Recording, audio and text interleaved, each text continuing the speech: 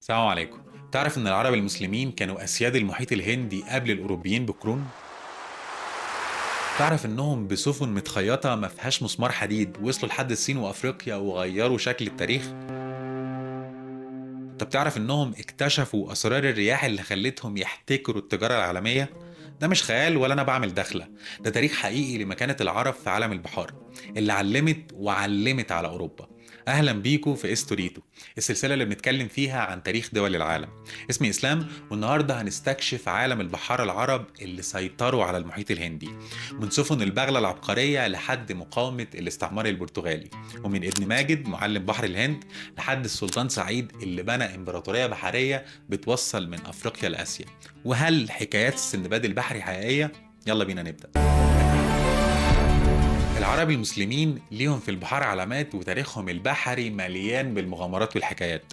سفينة زي البغلة أو لبغلة كانت أكبر سفينة تجارية في الخليج العربي، سفينة ما فيهاش مسمار حديد واحد، مبنية بطريقة عبقرية.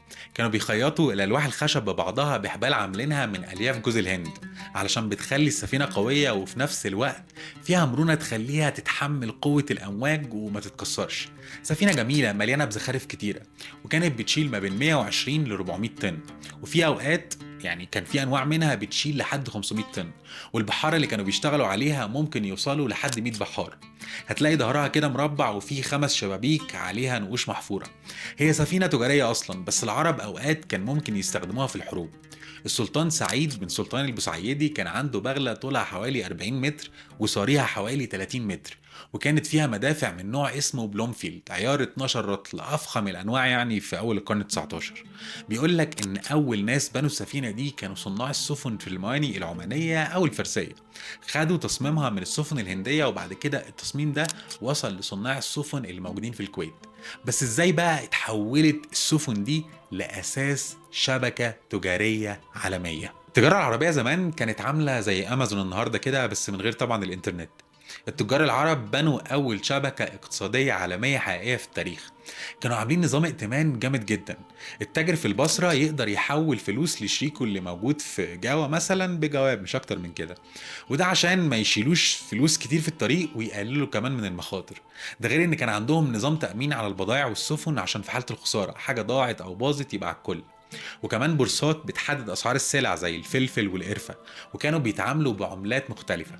الدينار الذهبي الإسلامي كان عملة دولية زي الدولار النهاردة بالظبط، والتجار الصينيين والهنود كانوا بيقبلوه في كل حتة. مسقط وسحار في عمان، وعدن في اليمن، سيراف في فارس والبصرة والبحرين. المدن دي كلها كانت مولات تجارية عالمية بيجي لها تجار من كل حتة، مش بس يعني عرب، لا ده كان فيه هنود وأفارقة وصينيين، وكلهم كان ليهم دور في بناء الشبكة دي. ولما جه الإسلام فكرة الملاحة اتطورت أكتر عند العرب، وخصوصا إن سيدنا محمد صلى الله عليه وسلم والخلفاء اللي جم من بعده اهتموا قوي بمنطقة الخليج العربي، فالتجارة زادت في البحر الأحمر والخليج العربي. وده طبعا علشان الطريق ده كان أقصر وأرخص من الطرق التانية، وده طبعا كان برضه حلو في نفس الوقت للهنود والتجارة بتاعتهم، واللي كانت وقفت بعد ما الفرس وقعوا. في القرن الثالث والرابع للهجرة أو التاسع والعاشر ميلاديا، الخلفاء العباسيين كانوا عاوزين يدلعوا الدولة ويشتروا اللي هم وأسواقهم عاوزينه من الهند أو من الصين. الفترة دي كان فيها علم الجغرافيا والفلك اتطوروا، واختراعات زي البوصلة مثلا بدأت إن هي تتحسن أكتر. بس الأهم من الفلوس كان نشر الدين الإسلامي والثقافة العربية. التجار المسلمين كان ليهم دور كبير جدا في نشر الإسلام والثقافة العربية الإسلامية بين الأفارقة اللي كانوا عايشين في شرق أفريقيا. بلسانهم وأمانتهم والتعاون مع الشعوب المحلية عملوا ثقافة سواحلية كده مخلطة. كانوا بيتجوزوا منهم ويختلطوا بيهم لحد لما قدروا يعملوا جاليات عربية كبيرة معاها فلوس كتير ومسيطرة على التجارة، وكمان عملوا إمارات وسلطنات إسلامية من عزاب في الشمال لحد مدغشقر في الجنوب. مسقط وسحار وعدن وسراف ما كانوش برضو يعني مجرد موانئ تجارية، دي كانت جامعات مفتوحة على البحر. في سحار مثلا كان في مراكز لتعليم الفلك والرياضيات والجغرافيا، وكانوا بيجمعوا المعلومات من كل البحار اللي بيوصلوا. كل ميناء عربي كان عنده حاجة اسمها بيت الحكمة البحري، مكتبة فيها خرايط وكتب ملاحية، سجلات بتتكلم عن الرياح والطيارات. والطلبة كانوا بيجوا من اليابان والأندلس علشان يتعلموا علوم البحر. والعلماء العرب هم كمان كانوا بيألفوا كتب بتترجم تقريبا لكل اللغات. ابن ماجد نفسه واللي هنجيله كمان شوية كان أستاذ في جامعة مفتوحة اسمها البحر، وطلابه كانوا تقريبا من كل حتة. التجارة البحرية عند العرب زمان كانت ماشية على خطوط أساسية عاملة زي شبكة العروق اللي في الجسم كده. كل خط منها بيغذي التاني، زي مثلا السبلاي تشين اللي بنعتمد عليها النهارده في التجارة وتقريبا كل حاجة. كان عندك مثلا طريق الخليج العربي لحد الهند والصين، وده كان واحد من أهم وأغنى الطرق دي. المراكب كانت بتطلع من موانئ كبيرة زي البصرة، مسقط والبحرين وسيراف، وكانت بتشق طريقها ناحية الشرق لحد الموانئ بتاعت الهند زي مثلا كاليكوت وجوه وسوارت. ومن هناك بتكمل سفرها لحد الصين عن طريق مضيق ملقا. في خط تاني بقى الطريق البحري اللي كان بيربط شبه الجزيرة العربية بشرق أفريقيا، وده كان بيربط موانئ اليمن وعمان بالسواحل الشرقية لقارة أفريقيا زي زنجبار ومقديشي وماليندي. والشبكة دي طبعا ما وقفتش عند الشرق والجنوب، دي كانت واصلة كمان للبحر الأحمر ومنه للبحر المتوسط. وده كان بيخلي التجار ينقلوا البضائع من موانئ اليمن وجدة للسويس، ومن هناك تكمل الرحلة بري أو مع النيل لحد لما توصل اسكندرية. العرب كانوا دايما بيصدروا البخور والعطور، اللبان والمر اللي كانوا بيطلعوا من جنوب الجزيرة العربية في اليمن وظفار، واللي كانوا غاليين جدا في أسواق أفريقيا والهند والصين. كمان كان عندهم التمر من واحات الجزيرة والخيل العربي واللؤلؤ اللي كان طبعا بيستخرجوه من الخليج العربي، وكان ده يعتبر من أهم وأغلى الأحجار الكريمة. ده غير طبعا الذهب وفضة ونحاس وأحجار كريمة تانية زي العقيق والياقوت والزبرجد وغيرهم.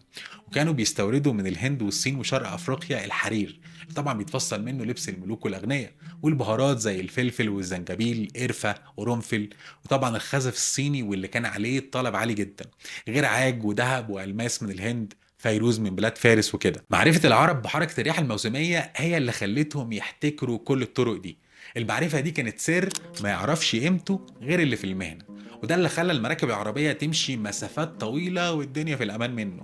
بس مع الوقت ده هيعمل لهم مشاكل وتحديات كتير هقولها لك. بس الأول عايزين ناخد لمحة كده عن مسرح الأحداث زي ما بيقولوا. بحر العرب، الخليج الفارسي والمحيط الهندي وسواحل شرق أفريقيا والهند وجنوب شرق آسيا، كل المناطق دي كانت عاملة زي وتسترات في المية كبير كده، والعرب هم أبطاله. بحارة شاطرين وتجار بيحبوا المغامرة، أشهرهم أحمد بن ماجد السعدي المشهور بمعلم بحر الهند، وهو طبعا بطل من أبطال القصة بتاعت النهاردة. الراجل ده اتولد حوالي سنة 1432 ميلاديا في جلفار اللي النهاردة موجودة في سلطنة عمان. اتربى في عيلة كل حياتها مرتبطة بالبحر، من هو صغير اتعلم من أبوه جده كل أسرار الملاحة والفلك والجغرافيا، وكتب أكتر من 30 مؤلف مهم، منهم مخطوطات وخرايط وكتب إرشاد بحري. وأعماله كانت هي حجر الأساس لعلم الملاحة في العالم العربي والمحيط الهندي، وحتى العالم كله استفاد منها. من أشهر مؤلفاته كان كتاب اسمه الفوائد في أصول علم البحر والقواعد، كان سنة 1490، موسوعة بحرية كاملة. كان فيه شرح لأساسيات الإبحار، نظام الرياح الموسمية والمحلية، الملاحة الفلكية باستخدام النجوم والقمر، وكمان خرايط للطرق البحرية من البحر الأحمر لشرق أفريقيا والصين. ابن ماجد كتب حوالي 38 رسالة، اللي موجود منهم النهاردة هم 25 بس، كلها طبعا في علوم الفلك والملاحة.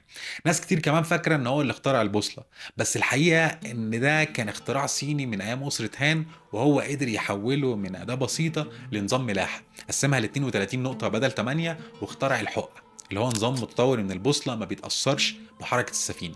كمان طور نظام الباشيات علشان يقيس المسافات البحرية، والإشارات علشان يعرف المواقع بس عن طريق النجوم. الأهم بقى من ده كله إن هو عمل أول كتالوج شامل للرياح الموسمية، دليل كان مفصل بتواريخ وقوة واتجاه الرياح في كل منطقة في المحيط الهندي.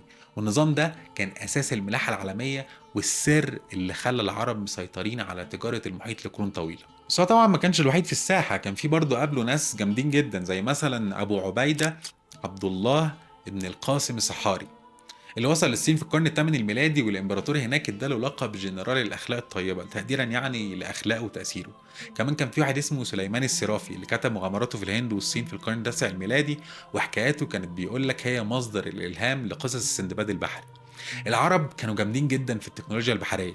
اهم ابتكار كان اسمه الشراع المثلثي او اللاتيني، اللي سمح للسفن ان هي تتحرك على عكس اتجاه الريح، ودي طبعا كانت حاجه مش معروفه قبلهم.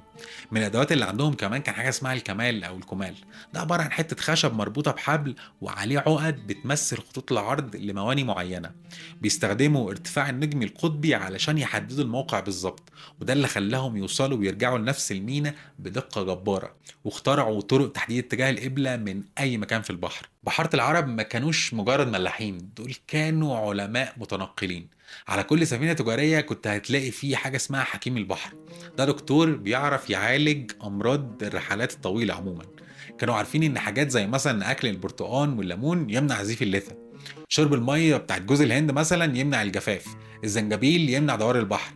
ده غير ان هم كانوا بيدرسوا النباتات والحيوانات البحريه في كل حته بيوصلوها، وكانوا بيسجلوا الكلام ده في دفاتر علميه. كتير اصلا من الاكتشافات الطبيه والعلميه وصلت اوروبا عن طريق التجار العرب، زي ان هم كانوا مثلا يستخدموا القرفه كمطهر او القرنفل مثلا يعني كمخدر للاسنان وغيره كتير. في زنجبار في عهد السلطان سعيد كان في تاجرات عربيات وعمانيات كانوا هم اللي بيدوروا تجارة اللؤلؤ والبخور مع أوروبا كلها، وكان بيساعدهم ستات من أفريقيا. الست موزة بنت الإمام أحمد عم السلطان سعيد كان ليها دور كبير في قرارات التجارة البحرية عموما. وفي المانيا العربية كنت بتلاقي الستات بيشتغلوا في صناعات مهمة للبحارة، يعملوا أشرعة، صناعة الحبال، حتى كان في أساطير عن ستات ملاحات. والمعروف ان كتير من العائلات التجاريه الكبيره في الخليج يعني ساعتها الستات فيها كانت هي اللي ماسكه اداره الاصول، وكانت هي اللي بتشغل الاستثمارات البحريه عموما. كمان كل تاجر كان زي مراسل اخباري، بيجمع معلومات عن الاسعار والاحوال السياسيه والطقس والحروب في كل مكان بيروحوا. المعلومات دي كانت بتتجمع في الموانئ الكبيره زي البصره وهرمز، وبعدين تتوزع على باقي التجار. كانوا عارفين قبل اي حد في العالم ايه اللي بيحصل في الصين او افريقيا مثلا، وده خلاهم دايما سابقين بخطوه. حتى الحكام والملوك كانوا ممكن يستعينوا بالتجار العرب علشان يعرفوا الأخبار، والنظام ده كان أسرع وأدق من أي شبكة استخبارات حكومية وقتها. بس كل ده طبعا هيتغير مع وصول الأوروبيين وطمعهم، وده هيخلينا نروح للجزء الدرامي سيكا في القصة بتاعت النهاردة.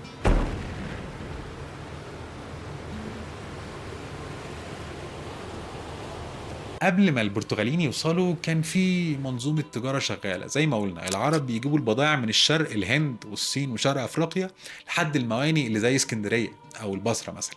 التجار الإيطاليين اللي جايين من البندقية وجنوة ياخدوها ويشغلوها بقى هم في الأسواق بتاعت أوروبا. يعني كل طرف كان ليه دوره ومكاسبه الخاصة بيه، بما في ذلك طبعا الهنود والأفارقة كوسطة يعني. بس البرتغاليين كانوا شايفين إن في طريقة أسرع وفلوسها أكتر. لو عرفوا ان هم يوصلوا للهند عن طريق البحر من غير ما يعدوا على اي وسيط، هيتحكموا في تجارة البهارات والذهب والحرير كلها لوحدهم. وده كان سبب كبير بس مش الوحيد. سنة 1498 فاسكو دا جاما وصل لسواحل شرق افريقيا وبعدين الهند، وده طبعا كان يعني بداية لتحول واستعمار غشيم جدا. البرتغاليين كانوا عاوزين يسيطروا على كل طرق التجارة الشرقية دي علشان يحولوا كل الأرباح لخزانة البرتغال من غير عمولات لأي وسيط.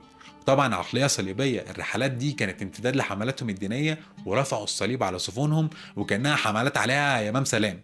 غير طبعا ان هم كانوا عاوزين يسيطروا على النقط المهمة في البحر زي هرمز، عدن، زفار ومومباسا، علشان يسيطروا على الفلو يعني بتاع البضائع.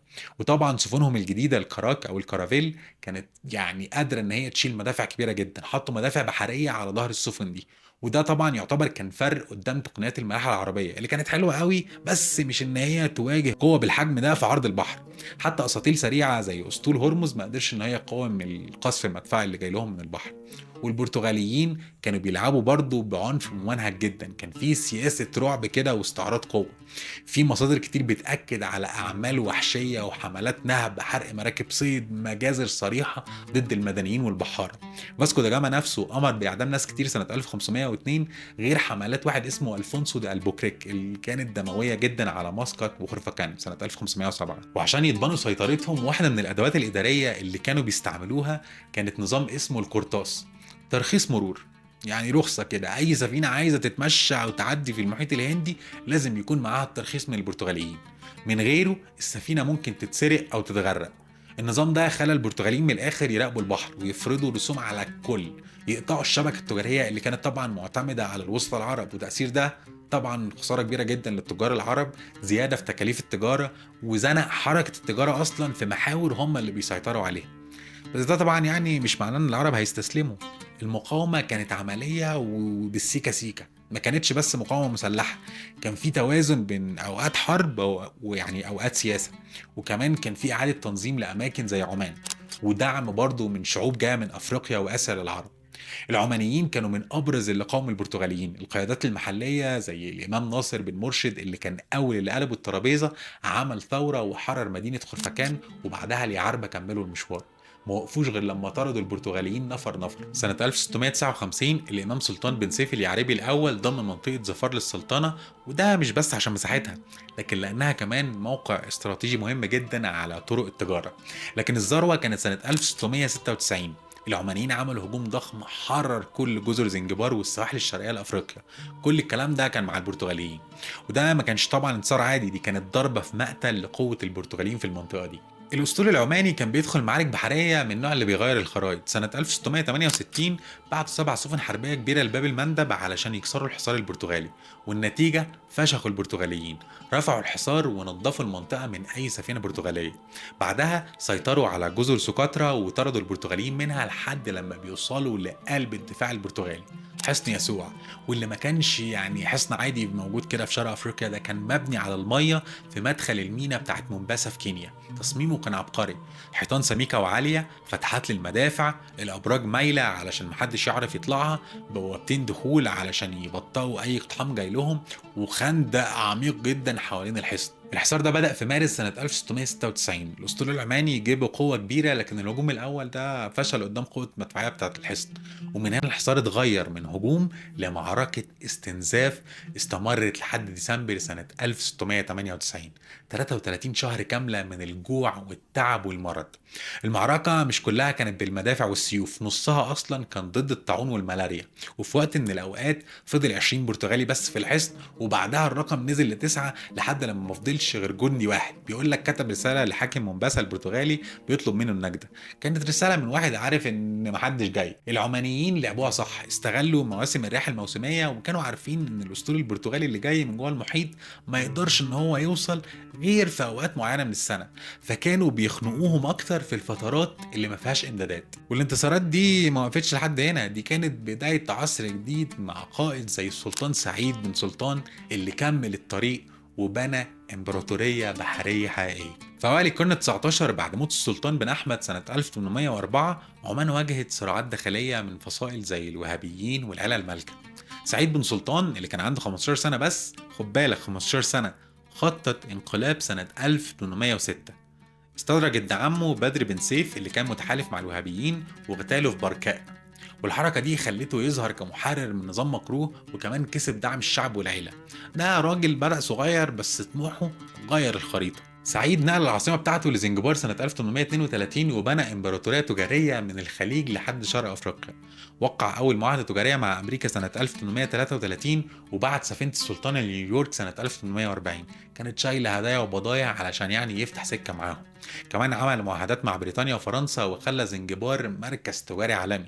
مش بس حروب، كان في برضه دبلوماسية خلت عمان قوة إقليمية معتمدة على التجارة والتعاون بشكل عام. صحيح السندباد البحري على فكرة حكاياته كتير منها حقيقي، وعاشوا آلاف من البحارة العرب زي مثلا سليمان الصرافي اللي اتكلمنا عنه واللي سافر للصين في القرن التاسع، ومغامراته أصلا مستوحاة من حكايات حقيقية من الصحاري اللي موجودة في عمان.